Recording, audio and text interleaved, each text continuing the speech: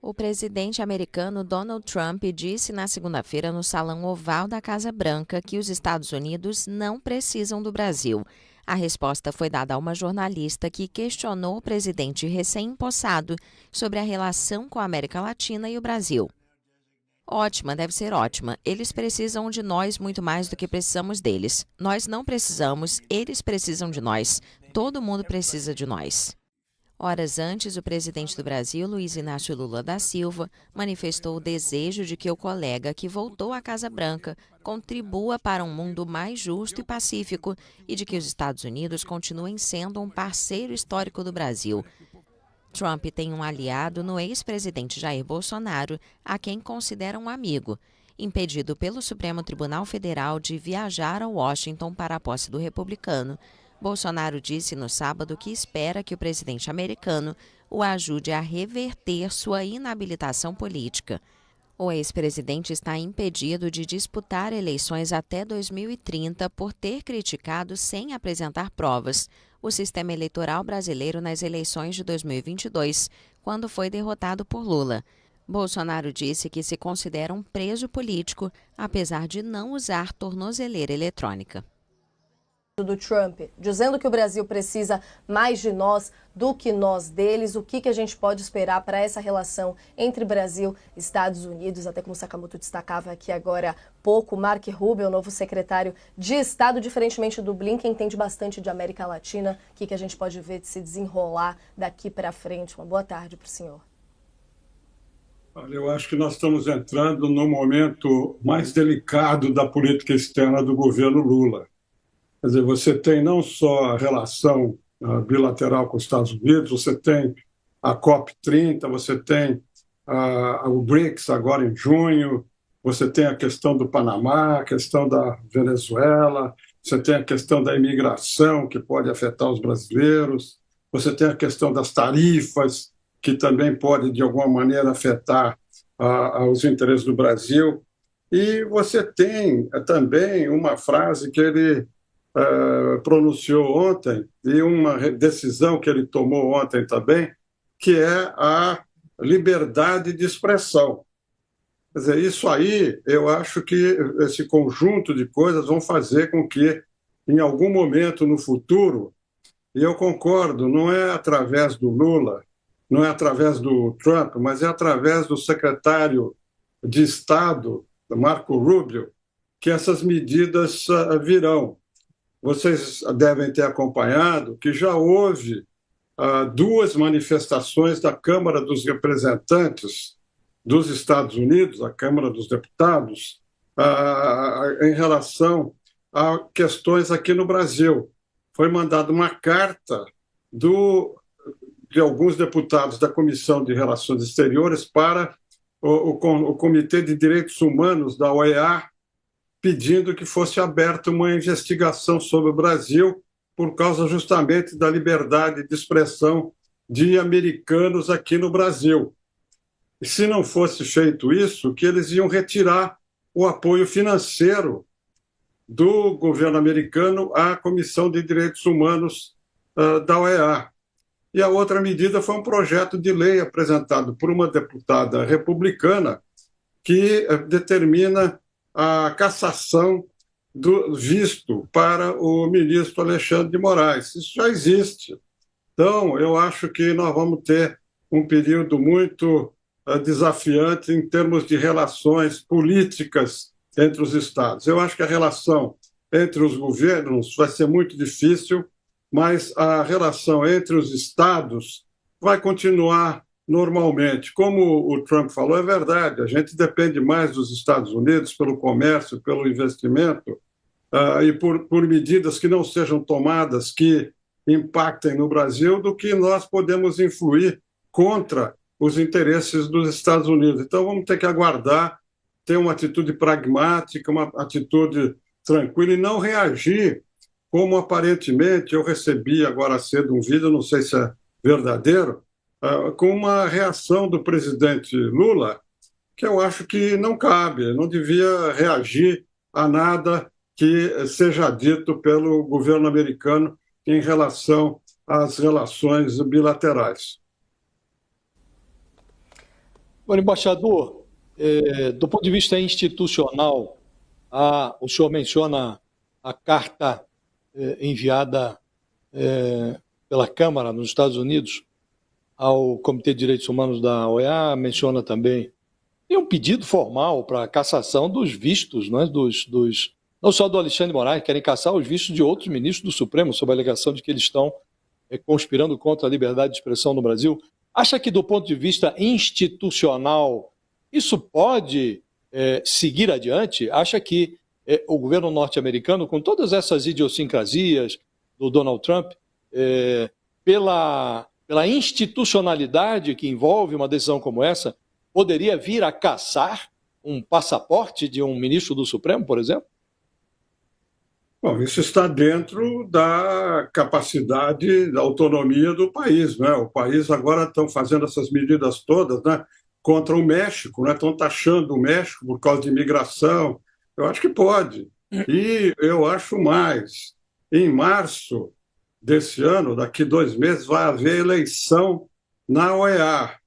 Eu acho que o governo americano, através do Departamento de Estado, vai eleger um secretário-geral da OEA conservador que siga as orientações, as políticas do Departamento de Estado, e isso vai ter implicação sobre os governos de esquerda aqui na região. Eu acho que, por isso que eu digo, esse momento que nós estamos vivendo talvez seja o momento mais delicado da política externa brasileira nesse governo atual, e há muito tempo, porque nós vamos precisar de atitudes profissionais do Itamaraty, não respostas ideológicas e respostas partidárias. A situação é muito complicada, afeta a todo mundo, e o Brasil terá muito a perder se abrir um flanco, né, de oposição ao governo americano. Vamos ver o que vai acontecer nos Estados Unidos. Lá também vai ter muita oposição, entendeu? Dentro dos Estados Unidos, tudo isso que o Trump está propondo, vai ter resistência. A gente já está vendo editoriais do New York Times, a CNN, fazendo programas contra, entrevistando. Essa decisão ontem de perdoar os atacantes lá do 8 de janeiro, do 6 de janeiro, no Capitólio, está causando a maior repercussão. Ontem só se falava nisso lá. Vamos ver o que vai ser feito de tudo isso que ele está propondo fazer. Vai ter muita consequência ainda dentro dos Estados Unidos e fora. Nós vimos ontem que ele não falou nada sobre o exterior, com exceção da referência ao Canal do Panamá e a mudança lá do nome do Golfo do México. Não houve nenhuma referência específica sobre as guerras, sobre a China. Vamos ver o que vem aí pela frente. Embaixador, o senhor comentou agora, bom dia, o senhor comentou agora que o presidente Lula teria feito uma resposta, um comentário ao Donald Trump, só para resgatar. O senhor sabe do que se trata, não? Porque eu estava tentando procurar aqui e eu não estava encontrando, até porque o senhor falou devido à gravidade assim, do comentário. Do que se trata exatamente? Olha, eu não tenho certeza que o vídeo é fake ou não, entendeu? Por isso que eu não divulguei. Eu recebi uma fala do presidente, agora eu não sei se é verdadeira, entendeu? Por isso que eu não entrei em detalhes.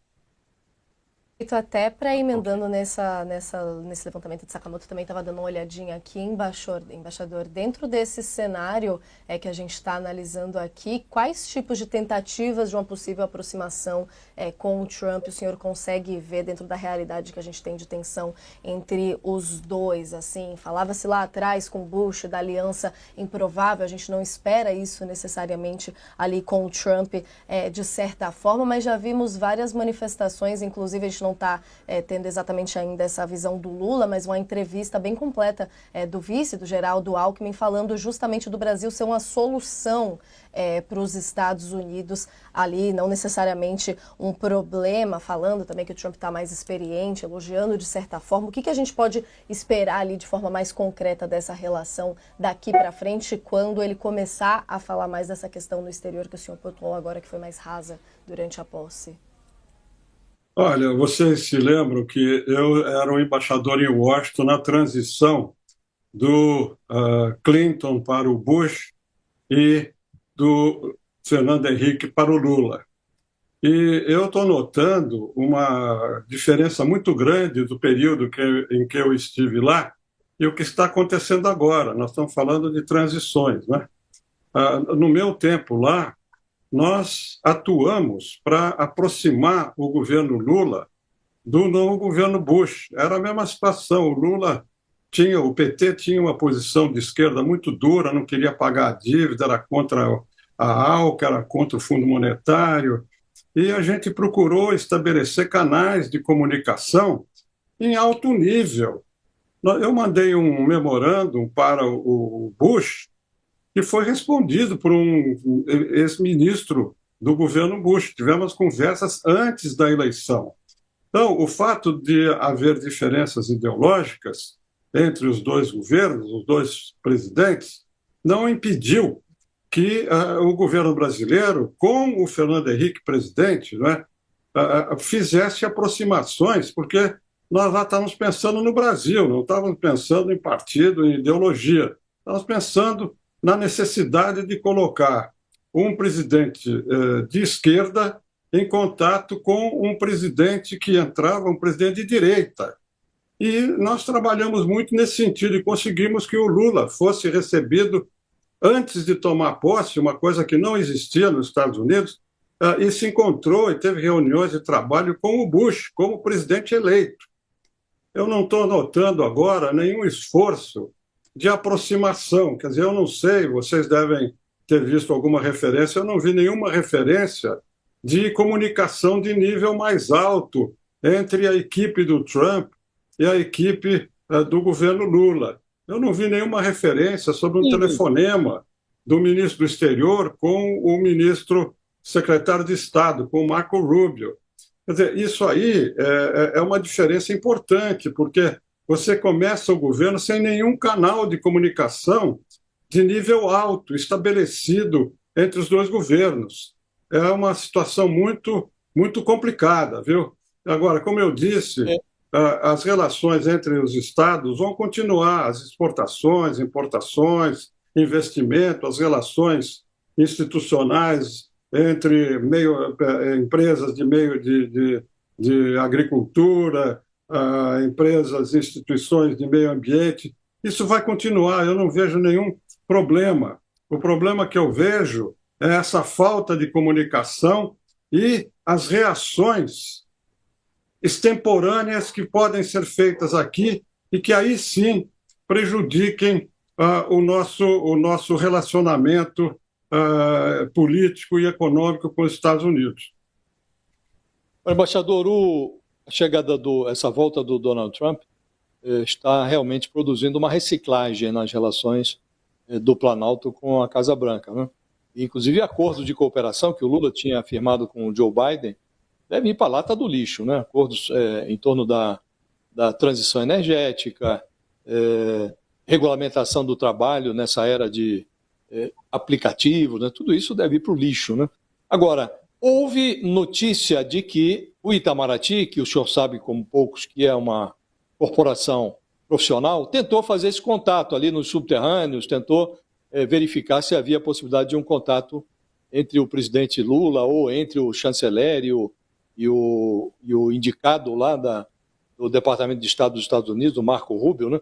O senhor acha que esse esforço está sendo feito aquém do que seria necessário? É isso que o senhor está dizendo ou não? Deveria haver um esforço maior do Itamaraty, com o aval, evidentemente, do Lula, para que essa aproximação se desse rapidamente, é isso? Não, a partir de novembro, quando houve a eleição, foi o que nós fizemos lá no meu tempo.